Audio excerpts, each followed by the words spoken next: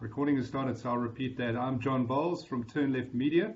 We're very proud to be hosting this webinar. It's I think our third since we started running last year, and they've proven to be very successful. They add a lot of value to our clients and customer base. And today's presentation on B2B marketing trends, I think you're going to find very, very useful. Turn Left Media represent LinkedIn marketing solutions in Sub-Saharan Africa. It's our kind of role to make sure you folks are educated on the platform, know what's coming, what's best practice guides, and really to assist with campaign management, as well as sending out the relevant proposals that are going to meet your needs. Obviously, our team are there to help at any time, and please reach out. But one thing we're quite passionate about is obviously education of the platform, because LinkedIn is not your normal social media channel. In fact, it's the oldest, and it's recently turned 15 years old. Some of you might have seen the 15 campaign that they've been running quite successfully, which is quite amazing, been around for some time. And it's changed in many ways over those years into a very strong social and professional network that can be obviously used successfully. Frederick's with us today to just share some marketing trends, B2B marketing trends, that are particularly relevant for your strategy. You're going to find it incredibly thoughtful, useful, and stuff you can take with you into your strategies going forward. We're going to run this for about 35, 40 minutes. You'll be able to ask questions. You'll see on the right of Blue Jeans, there's a chat facility. Feel free to drop questions in there that we'll deal with at the end of the presentation.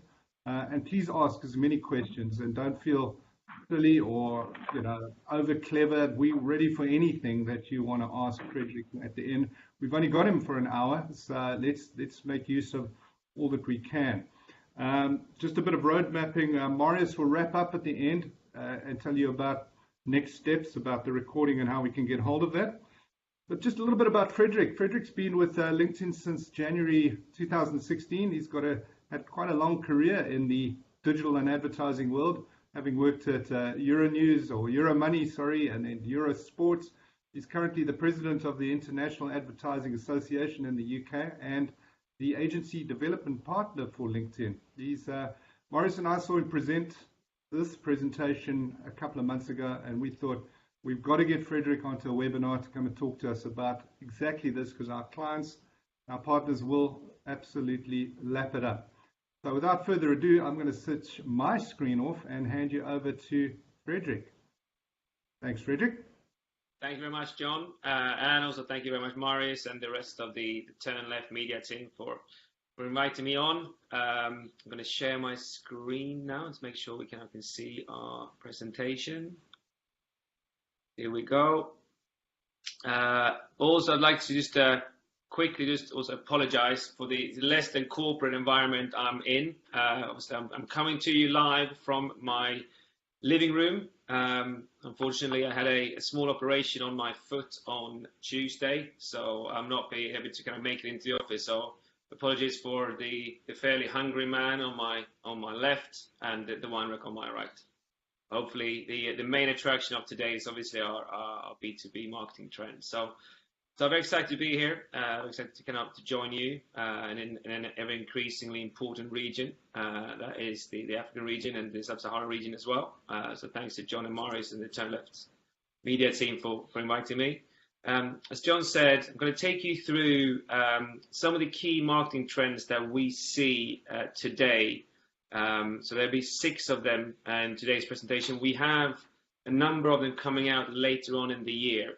So it's something that myself, John, Marius, and the rest of the team can share with you as we move into Q2, Q3, Q4 as well. So as we said, if you have any questions during the presentation, please feel free to put them in the chat, and we'll deal with all of those as we finish and wrap up. Can everyone hear me okay? Is the audio all right as well? Brilliant. So first of all, what I'd like to say as well is like a lot of times when you look at trends, when you think of trends, it's something that's happening long term in the future. However, these trends that we're going to go through today are something that you can action and you should be actioning as of today on the platform.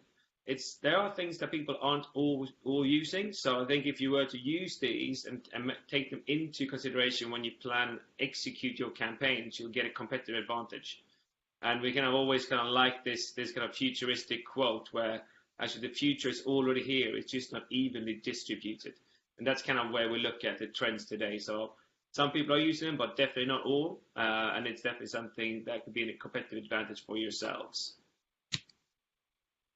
And also the way that we have arranged and structured the trends, they kind of follow this communications framework. So depending on what you want to look at, there are trends that will be able to talk to these 4 things. So it could be looking at audience, it could be looking at creative, it could be,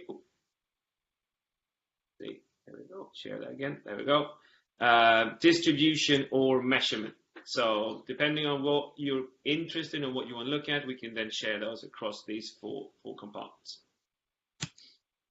So without further ado, we're going to start with the first trend, and we're going to start with who, which is the name of the first trend. So we hear a lot about customer centricity in the market. Companies want to be customer first, customer centric, and the evolution of digital marketing was promising us a whole host and raft of data in order to make us very customer-centered, customer-focused, so being able to target the right person at the right time with the right message in the right environment. However, that hasn't really been the case. And the kind of a study that Infolinks put out was saying that only 3% of B2B buyers say that the advertising is relevant to them. And that is a pretty sad stat, actually. And, you know, like, having the data that we have at our hands, we should actually have a more customer-centric approach. But again, it hasn't really happened today. So if we were to look at like who is best in class and being really, really customer-centric, I think we need to look no further than our friends over at Netflix. So they are basically taking data to the next level and making each and every single customer or member or subscriber's experience individual to them based on their data and needs, right? So there is not one single Netflix platform. There are 160 million Netflixes, and it all customized based on data for you, so you make your experience the most optimal. However, Netflix do actually go into even more detail, and this is something that really blew my mind when I kind of saw this the first time. Because every single thing about the experience that their subscribers have is driven by data. So for example, if you are a fan of romantic comedies, like these films here, Serendipity, Eternal Sunshine, and While You Were Sleeping, if you go through your Netflix feed and you come up to a thumbnail for Good Will Hunting, you will see a lovely photo of Matt Damon and Minnie Driver about to kiss. However, if you are a fan of comedies like Arrested Development and Anger Management, when you scroll through your feed, the thumbnail you will see is comedic and it's featuring Robin Williams. So even down to the thumbnail of the experience is customized and driven by data to make sure that I, as a member or subscriber, feels that this is more tailored to me and my experience. However, when you look at B2B planning, and that is mainly done by guesswork, right? Or at most using some third-party data. So when we look at some of the customers that we work with, some of the agencies that we work with, they kind of put these kind of personas together based on some research, some third-party data, and assumptions made by the marketing team and the sales team. So you have, you know, Rachel from research, Sarah from sales, Peter from procurement. These are personas that are set before the start of the campaign, put into a PowerPoint deck or put into a Word doc, and this is what they use for the whole duration of the campaign. That could be, you know, 3 months, 6 months, a year, 2 years, or 3 years. And in some instances, I've been working with clients that have set the same personas for 3-4 years and haven't really touched or done anything with them as well. And again, it's not a very data-driven approach, not a very customized approach, and also, again, probably goes back to why only 3% of the buyers feel that the ads that they are getting is relevant to them. So how can we kind of actually change this and actually become more data-driven? As you might know, we at LinkedIn have a pixel, an insights pixel, website demographics, which actually allows you to see who is actually coming to your site and using our LinkedIn data to give you first-party information about who your audience actually are. So where do they come from? Where do they work? What's the size of the company? What's their position? What's the seniority? So again, you're becoming more data-driven in your audience planning. Once you then know who the audience is, then you can actually leverage our trending content information to see what is it that these audiences are actually interested in. So you can basically first look at a data approach for audience planning and then for content planning. So you all of a sudden become more data-driven in the way that you work. I don't think you have to go all the way to the Netflix model that you treat each and every single individual as their own persona. But again, taking the data-driven approach to audience planning, I think is the right way to go. And these are ways that ourselves at LinkedIn, as well as the Turn Left Media team, can help you in implementing this pixel, and also be able to kind of share the trending content information with you. That was the first trend. Now we go on to the second one, and the second one is what we call first to mind. So what we've been told over a number of years is that the most important thing is to be first to market. That has always been the case. If you're first to market, you get first mover advantage and you tend to win the market. That's not really the case if you actually start looking into some real life case studies. And there's no better one than looking at the personal computer. So the actual first computer or personal computer to market was the Altair 8800. They were probably 2 years before the Macintosh launched the Apple One, right? And we kind of know how that went. Like Apple with their very recognizable brand, very recognizable logo, great kind of pitch and concept, won the PC market when they kind of first launched, and obviously is definitely the most dominant force today. So again, being first to market didn't work for Altair, and also again, kind of Apple won the day. So actually, what we feel matters is not being first to market, but being first to mind. And this is a study from the American Marketing Association, where they actually looked at how does market or brand awareness correlate with market share. And they see that the higher brand awareness a brand will have, the likelihood of them having a higher market share correlates really well. So you always tend to see a brand with 40-50% of awareness having about 40-50% of the market share, which again allows them to have pricing power and driving the market forward.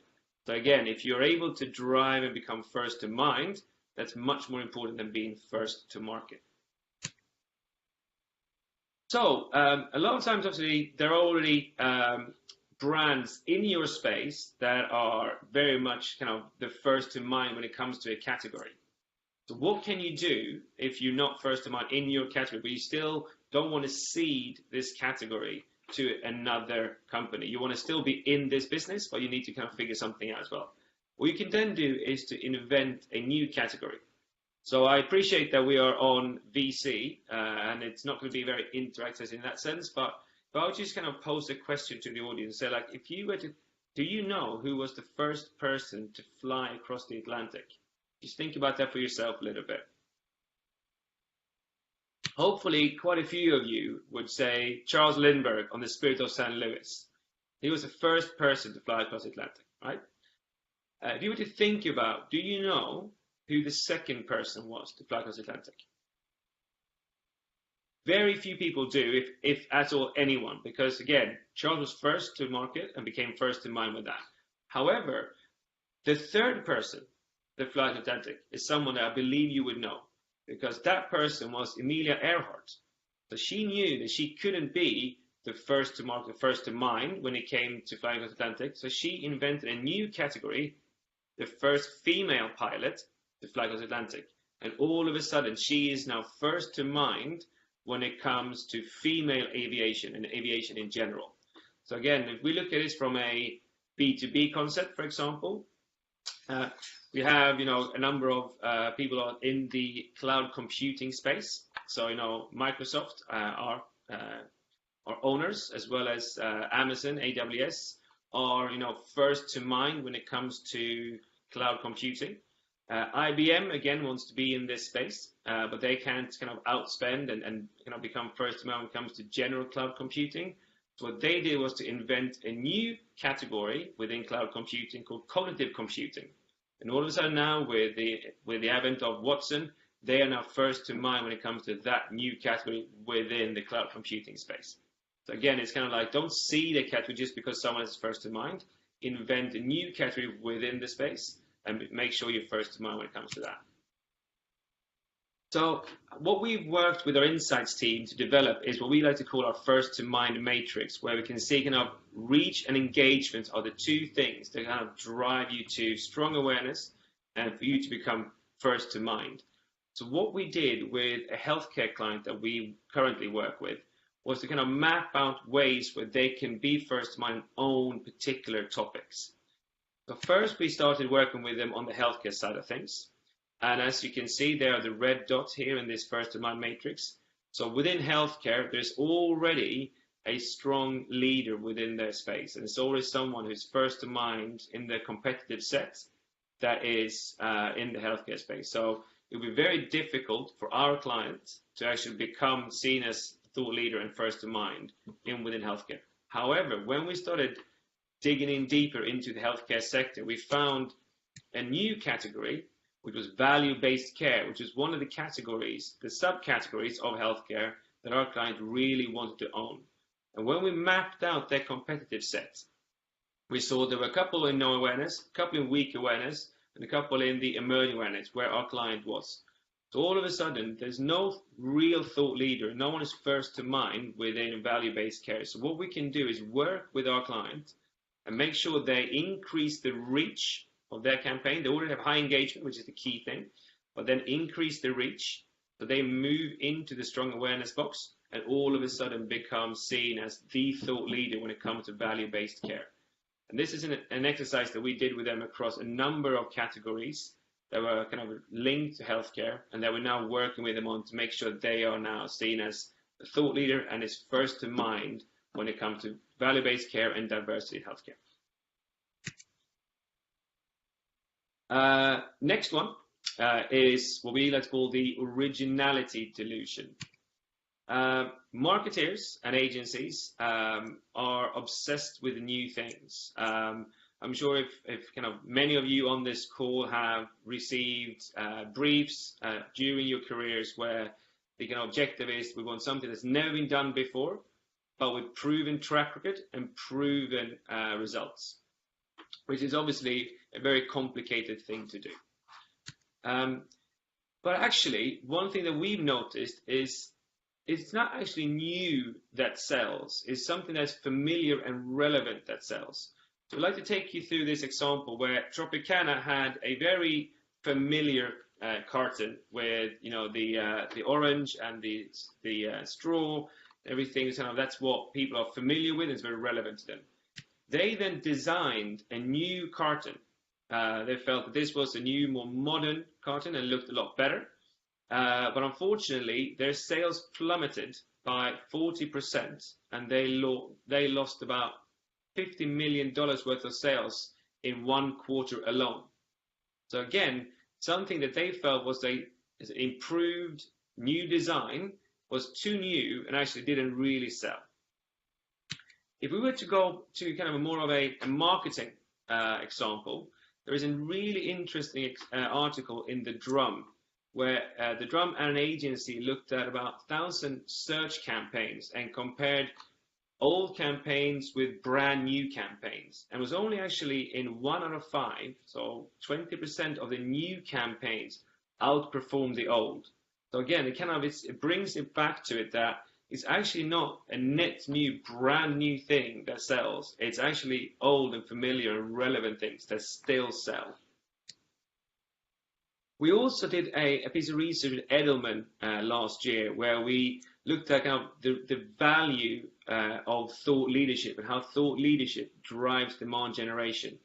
And one of the things that we asked them was like, what is it that you want to see? So if you're a CXO or a BDM, what is it that you would like to see from companies that you're interested in, vendors you're interested in when it comes to thought leadership? And the interesting thing was relevance and familiarity vastly outperform originality. So say relevance is 2x more desired from your audience, CXO and BDMs, than originality. So again, it's not something brand new. It's definitely something that's more relevant and familiar that really sells. So what we can do then instead is think about, like, okay, you can't just always do the same thing year over year, campaign after campaign. You need to obviously innovate to some extent, right? And there is a very interesting industrial designer called Raymond Louis, who is actually the man behind the Shell logo. For a fun fact, he coined a phrase called MAIA, which is most advanced yet acceptable. So again, you can still innovate and still change, improve your campaigns, but don't completely re-innovate it. Just do small incremental changes. So if you look at the Tropicana example, for example, so they had the carton on the left with a very kind of familiar brand and design. They went to the carton on the right. Sales plummeted. They had an absolutely horrendous time. What they did instead was to move to the carton on the far left, the far right, which again used the same assets of Tropicana. The nice kind of logo in the front that's a bit bent. They have the orange skewed with the straw, but they have moved on to a more advanced, or the most advanced carton, which is the plastic one. So they're keeping the familiarity, they're keeping the relevance, but they are actually becoming most advanced when it comes to the packaging. So this is how you can think about when you kind of think about campaigns as well. It's like, don't completely reinvent the wheel, but keep innovating, but think about what is the most advanced I can go with, but is yet acceptable.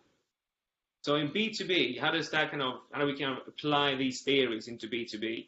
So what we think about is, what you should do is invest in a familiar franchise, in a familiar content franchise.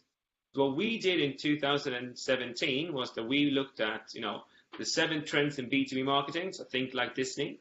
What are we doing in 2018? We're doing another marketing trends report. So we are now becoming, again, relevant and familiar with our audience because we bring them the key marketing trends within B2B year on, year out. So again, think about that when you think about your customers and your agencies. It's like, what is it that we would like to own? Where do we want to be first to mind? And then keep investing in that franchise to become, again, relevant to your audience and also have that familiarity with your audience as well. So the next trend, and is also one of my favorite ones, is what we like to call you are where you advertise. So again, if I were to ask a rhetorical question to you, so if I look at these 2 ads, which of the 2 ads, the one on the left or the one on the right, looks the most expensive? They're very similar. They're outdoor ads for mobile phones, but which of them do you feel look the most expensive? I would think a lot of people are pointing that it's the one on the right for the iPhone 6, right? So if I was to ask you as well, like, which of these 2 products that they're advertising, again, they're both phones, they're both outdoor, do you think is the most exclusive and high quality? Most people, again, are pointing to the one on the right, which is quite interesting because between us as a group, we don't really have any data points to make that assumption. We're just making that assumption based on the quality of the ads and the placement of the ads. And actually, that's really interesting because this is actually one of the most proven theories in economics, which is called signaling theory, which is actually saying that it's not the actual message within the ads that works. It's actually the advertising in itself. So the fact the product is heavily advertised, regardless of the message, makes it seem to the consumer that the quality and exclusivity of the product is high. So again, if you look at big outdoor ads or a company advertising the Super Bowl, for example, where we know it's very expensive, people just assume based on signaling, the signals that they send out, that this is a credible product, the company believes in the product, and it's exclusive and it's of high quality. regardless of the message. And that's again why companies like Apple are very, very focused on buying the most premium and expensive and exclusive inventory. So they go out and search and surface the most exclusive, and expensive outdoor ads, and they basically book that up for the next 10 years. They don't really go out and see themselves in various kind of programmatic spaces. They just buy tried, true, trusted, and exclusive areas. And again, if you were to look at and think about the retail strategy, Apple, when they put up their retail stores, they do them on streets like Champs-Élysées in Paris, Regent Street in London, and Fifth Avenue in New York, because they want to be next to LVMH, Hermes, Burberry, Dolce & Gabbana, because they want to send a signal out that they are a luxury lifestyle brand, not a tech brand. So again, it's all about where you advertise and sending the right signals out. And they look at it both from an advertising perspective, but also from a retail location perspective. And again, always reinforcing those signals that they are an exclusive brand, an upmarket brand, and a luxury brand. However, in media buying, a lot of what has been happening over the past few years, it's only buying the cheapest possible inventory, looking at where I can buy an audience, and it doesn't really matter where I buy that audience. However, if we look at if exclusive, contextually relevant, trusted environments send out the right signals that your brand is of high quality and exclusive, what does a cheap inventory send out? And what is the signals that your brand and your advertising is sending out if you end up on a very random website, even though based on a pixel you're retargeting the same person who was on LinkedIn.com or the FinancialTimes.com or WashingtonPost.com? Probably not the right signals that you want to send out to your consumer about your brand. So one thing that we always want to ask ourselves, and what we would like our customers and agents to ask themselves, so are your ads reassuringly expensive, so they're sending out the right signals, or are they worryingly cheap, so they're ending up in areas and environments that aren't contextually relevant or trusted by the audience? And we also worked with, we read an article here where JP Morgan Chase used to advertise on 400,000 sites. Then they cut 395,000 sites out of their media plan and ran on the 5,000 that were, again, the most trusted, the most contextually relevant, and the most premium. And their CPLs, eCPMs were exactly the same. So what we can make out of that is basically the 395,000 other sites they ran with that weren't obviously contextually relevant, trusted, or premium, just were basically a massive waste of money. So again, that's what we want you to think about as you put your media plans together. What are the signals that those ads are sending out to your consumer? So the next one we'd like to talk to is media value investing. So again, a rhetorical question to the audience. So if you were to think about who is first to mind when it comes to being the greatest investor of all time? Just gonna have some water.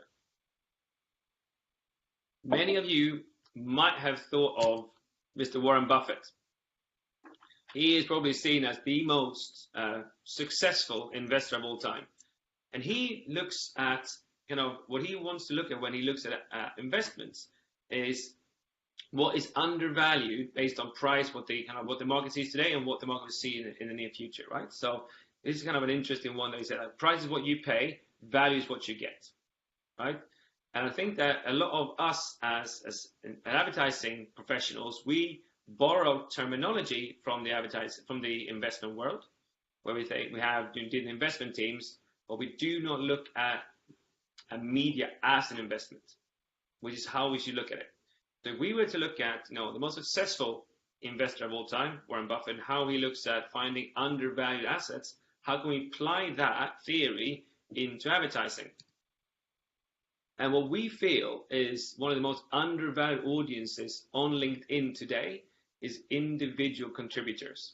So if we were to look at an IT buying committee, for example, most of our customers and advertisers that come to LinkedIn want to reach IT decision makers and business decision makers, right?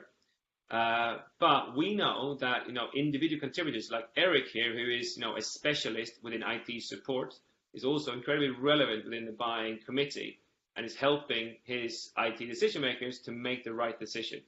However, only 24% of the impressions served to the IT community reaches this audience of individual contributors, and the rest go to the decision makers.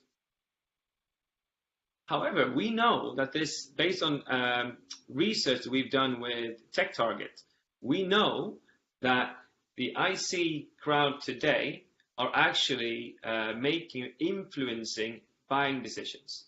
So 55% of current tech buyers are individual contributors. So these are the people that meet with the vendors, evaluate proposals, write RFPs or RFIs, and are there to do the groundwork for their senior management to then sign on a dotted line. So again, it's an undervalued audience based on the the role they play in the buying committee of today. And as you can see, it was only 24% of the impressions that reached them. So what you can try to do is try to buy this audience at an undervalued price to be more valuable in the future.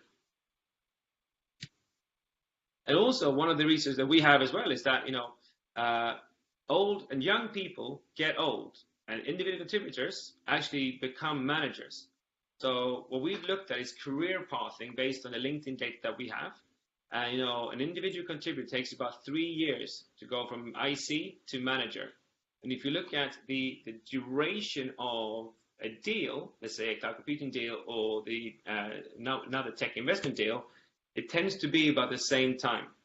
So again, the audience that is being vastly ignored today, the IC community, is actually influenced already today because they're part of the tech buying committee, but they're also going to be even more influential in the future. So when we look at B2C brands, they want to get into buying an audience early because that gives them a longer lifetime value. So if you want to buy Coke or Pepsi, you want to be you want to have them early on in your career. And the same thing goes with B2B buyers. Like you want to buy the ICs and get them to be an advocate for your brand when they're an IC and when they're more junior, because that will then allow you to have more value from them as they progress in their career and move into management, into those ITDMs. So I think that what we obviously advise our clients to do is to make sure you broaden your investment horizon, look at undervalued assets exactly in the same way as Warren Buffett does, and target beyond the narrow C-suite or ITDM audience, because that's how you can actually start getting more value and more bang for your buck. The last trend for today, before we open things up for questions, is lifetime value of content. So what we've been, or as an industry, we have been very, very obsessed with real-time marketing. How do you catch onto a trend and ride that wave? So how do you, and one of the most obviously important or successful ones based on our marketing and advertising industry is the Dunk in the Dark Orioles campaign, where they sent out a tweet with a power announce in the Super Bowl. However, that tweet has a shelf life of a couple of hours at max, and then it's down. So real-time marketing isn't actually how you get long-term value of a campaign and actually drive longer-term better ROI. So really smart companies, again, like Netflix, invest in all-time content. So there's a reason why Netflix does not invest in live sports rights or daily news segments. Because if I watched the Chelsea match yesterday, there's no way I'm going to watch that again today because that match was over yesterday and that piece of content was done with. However, if we look at some of the all-time pieces of content that Netflix has invested in, you have the Marvel series. So Daredevil, which is again one of their content they have, started out in 1964. That has been there for a long time and is an all-time piece of content, right? They went from comic books to now a TV series. Luke Cage, another one of their blockbusters, came out in 1972. So again, is older than I am. Jessica Jones, a fairly newcomer to the block, but she's been around since 2001. So you can see the shelf life of these pieces of content.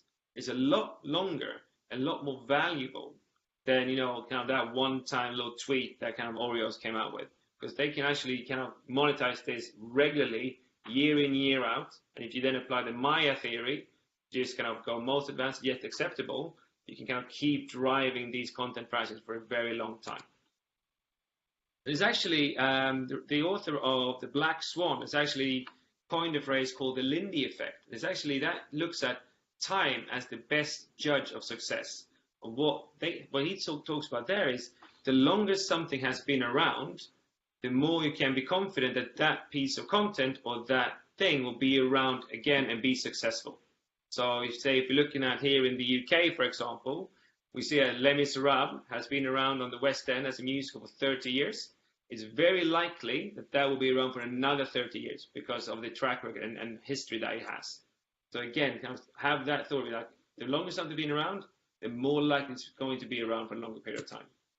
So again, how do we tie that back into B2B marketing? So how do we look? And what we like us to do, what we like our advertisers to do, is start measuring time as a key metric. So looking at what is the lifetime value of the content you're producing. So if there is something that you have used for a long time that is always working for you, then keep doubling down and using that again. So if we're looking at Marketo, for example, during a number of years, their guide to lead generation has been their top performing piece of content. Just 8 years it has been a top performing piece of content for them. So what should they do? They should double down on that and keep using it year in, year out, because based on the Lindy effect and the time it has been around, it will also be around moving forward. So again, I don't try to always kind of be obsessed with new things. Look at time and lifetime value of the content and make sure you kind of track that progression and how successful those pieces of content are. So that was the last trend and the last last slide in my presentation. I'm going to kind of stop sharing my screen at the moment, and I'd like to thank you all very much for your attention.